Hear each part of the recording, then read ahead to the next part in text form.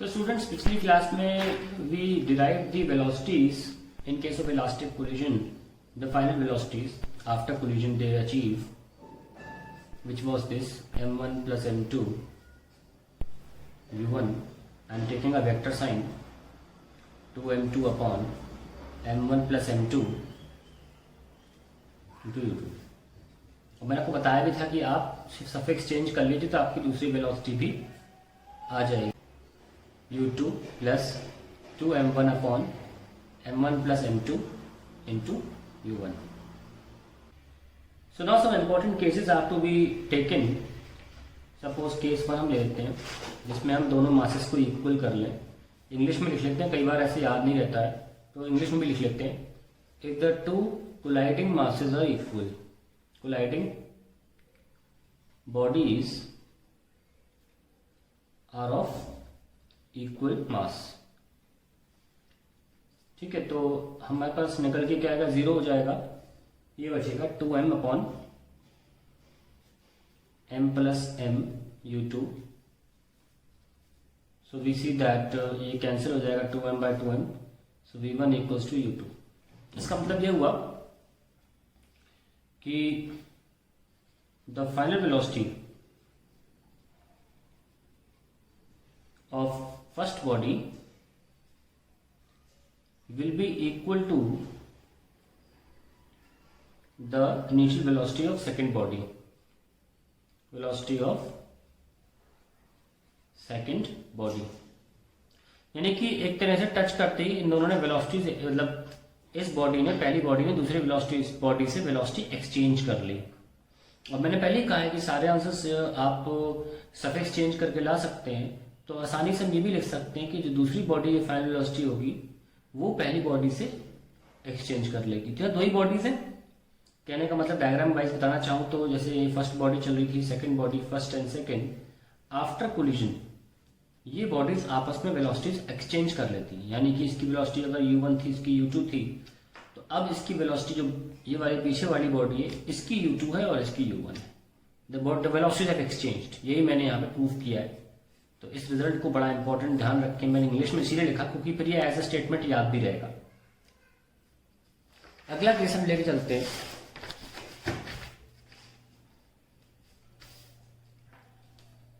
Case number 1 में हम सब केस डाल रहे हैं. If mass equal and target body rest पर है. इंग्लिश में लिख लेते हैं टारगेट बॉडी.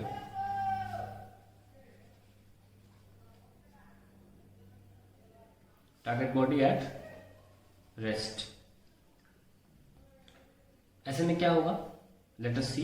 पहले इक्वेशन लिख लेते दोबारा, याद भी हो जाएगा आपको इससे.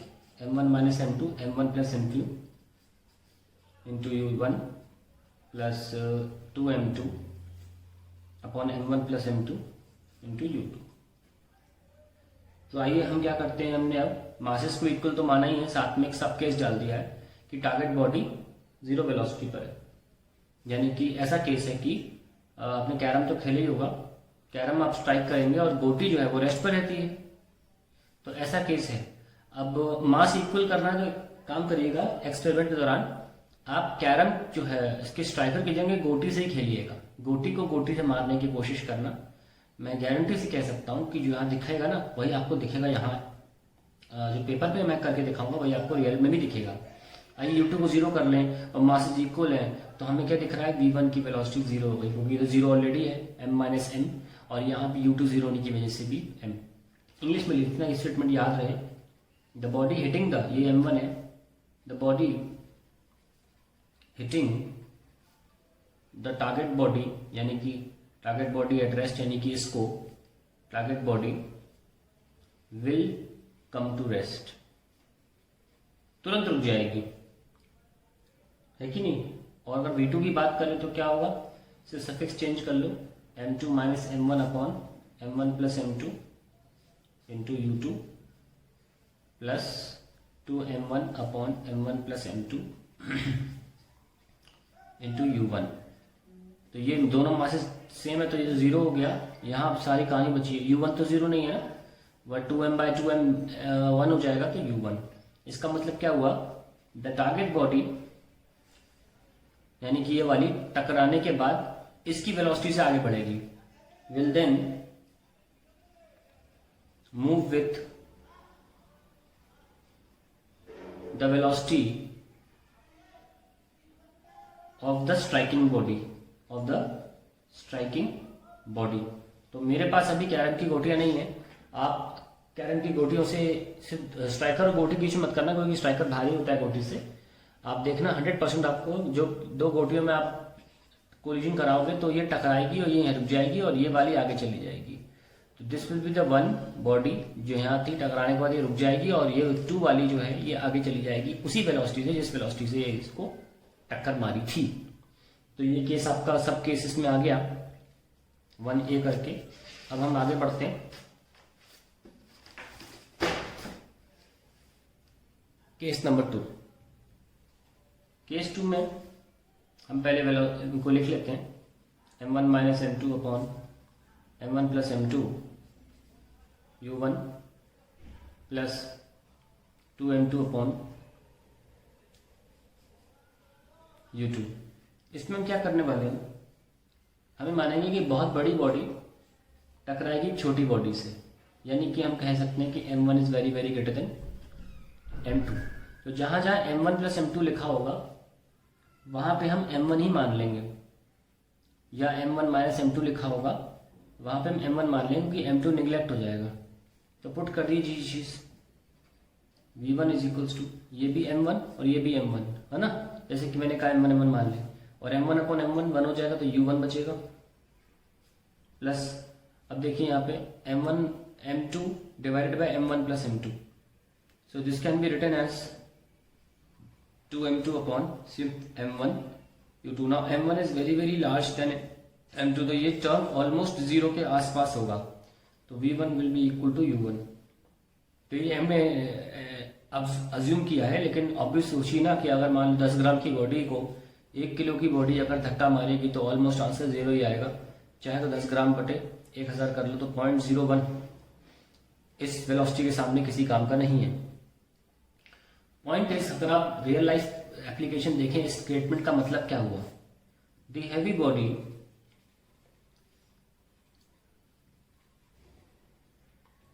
विल नॉट स्लो डाउन, मतलब टकराने के बाद इस आपको सोचो ना, भारी बॉडी अगर छोटी बॉडी से टकराएगी तो उसकी वेलोसिटी पे असर पड़ना चाहिए, नहीं पड़ना चाहिए, वो तो लात मार देगी इसको एकदम। The heavy body will not slow down, or we can say its velocity remains unchanged, its velocity remains unchanged। now आगे बढ़ते हैं।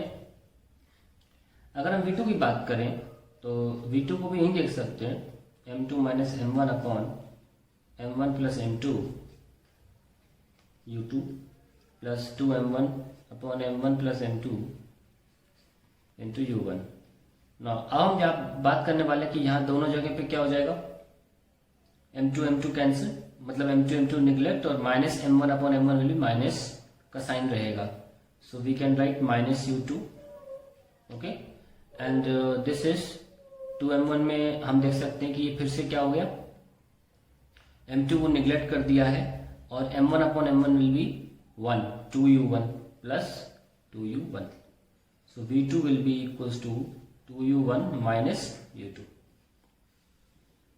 यानी कि जो दूसरी बॉडी होगी, जो छोटी वाली बॉडी है, छोटी बॉडी स्मॉल वन, जिसका मास बहुत कम है, उसकी जो स्पीड है वो दुगनी हो जाएगी और minus its own speed.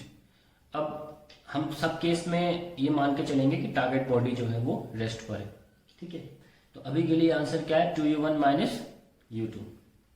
Late us take the sub case. इसका कोई फिजिकल सिग्निफिकेंस सोचने की मत सोचिए, फिजिकल या प्रैक्टिकल एप्लीकेशन या सिग्निफिकेंस या कोई एग्जांपल मैं आपको बताऊंगा जब मैं टारगेट बॉडी को 0 पे रखूंगा। Let's start now. Case 2A सब केस है, इसमें हम ये ऑलरेडी मान रहे हैं कि m1 is very very greater than m2 और हम टारगेट बॉडी को रेस्ट पे मान रहे हैं, टारगेट बॉडी एट रेस्ट। ऐसे में हमने देखा कि v1 इक्वल टू u1, तो ये तो चेंज होगा नहीं क्योंकि इसमें इसको रखने के लिए कुछ है नहीं। इसमें जो हमारा फाइनल स्टेटमेंट आया था, फाइनल आंसर जो आया था v1 u1, उसमें कहीं u2 रख नहीं सकते हैं आप, तो ऑलरेडी ये ऐसे कैसा रहेगा। और हम बात करें v2 की, तो वो हमारा क्या आया था 2u1 माइनस u2 ऐसा कुछ आया था। तो अगर हम कह रहे हैं कि टारगेट बॉडी रेस्ट पर है तो सिंपली कर देंगे 2u1। तो अब हम उसका कुछ सिग्निफिकेंस या एप्लीकेशन लिख सकते हैं दैट द लाइटर बॉडी, हाँ, the lighter body will acquire twice the speed of the heavier body। ठीक है, तो ये हमारे पास स्टेटमेंट आ गया। अब बात करते हैं केस 3 की। केस 3 में हम लेंगे कि m1 बहुत छोटा है m2 से, बिल्कुल रिवर्स केस है। उसके लिए वेलोसिटी लिख लेते हैं m1 minus m2 upon m1 plus m2 u1 plus 2m2 upon m1 plus m2 into u2। ना हमने इसमें क्या करना है, m1 छोटा ले लिया, इस बार m2 बड़ा है, तो बस v1 क्या हो जाएगा माइनस का u1 और m2 निगलेक्ट क्या आ गया, v1 आ गया, और यहाँ पे हमने m1 निगलेक्ट किया क्योंकि m1 छोटा लिया है, तो minus m2 by m2 will be -1, minus u1 maintain रहेगा, और यहाँ पे m2 बड़ा m1 छोटा निगलेक्ट करेंगे तो 2m2 by m2 will be 2u2। सो हम लिख सकते हैं ऐसे v1 is equal to 2u2 minus u1। ठीक है, और v2 को लिखना हो तो कैसे लिखेंगे, लेट अस राइट। पहले इक्वेशन लिख लें m2 minus m1 upon m1 plus m2 into u1 sorry u2 plus 2m1 upon m1 plus m2 into u1। अब यहाँ पे हम क्या कर सकते हैं m1 निगलेक्ट कर दीजिए, तो m2 by m2 will be 1, u2 plus m1 neglect कर दीजिए, m1 बाई m2 क्या हो जाएगा ऑलमोस्ट 0, क्योंकि m2 बहुत बड़ा है m1 से, तो बहुत छोटा नंबर बाय बहुत बड़ा नंबर विल बी ऑलमोस्ट 0। सो ऐसी का ऐसा रहेगा। तो अभी भी हमारे सामने क्या आ रहा है कि v2 हमारी हैवियर बॉडी कौन थी, टारगेट बॉडी, तो टारगेट बॉडी की वेलोसिटी में कोई चेंज नहीं आएगा। So no change in speed of the heavy body, change in speed of. तो मैं इसको ऐसे समझा सकता हूँ कि कोई बहुत हैवी बॉडी है और आप उसके पास एक छोटी सी बॉल फेंक रहे हो, तो वो क्या करेगी, वो जाएगी और टकरा के लौट आएगी, ये तो होगा, ये चलती रहेगी अपनी स्पीड से, इसीलिए दूसरी बॉडी की स्पीड चेंज नहीं होने वाली, पहली बॉडी की जाएगी और टकरा के लौट आएगी, इस तरीके का कुछ मोशन होगा। तो आई होप आप इमेजिन कर पा रहे हो कि अगर बहुत हैवी बॉडी हो जिस पे जाके टकराना हो, टारगेट बॉडी हैवी हो, तो क्या आंसर्स आएंगे। ये सब केसेस हैं, आप याद रख पाए तो आप एग्जाम में जल्दी आंसर्स ला पाएंगे, नहीं तो आपको मेनली ये फॉर्मूला याद रखना बहुत ज़रूरी है, इसको आप अप्लाई कर सकते हैं। नो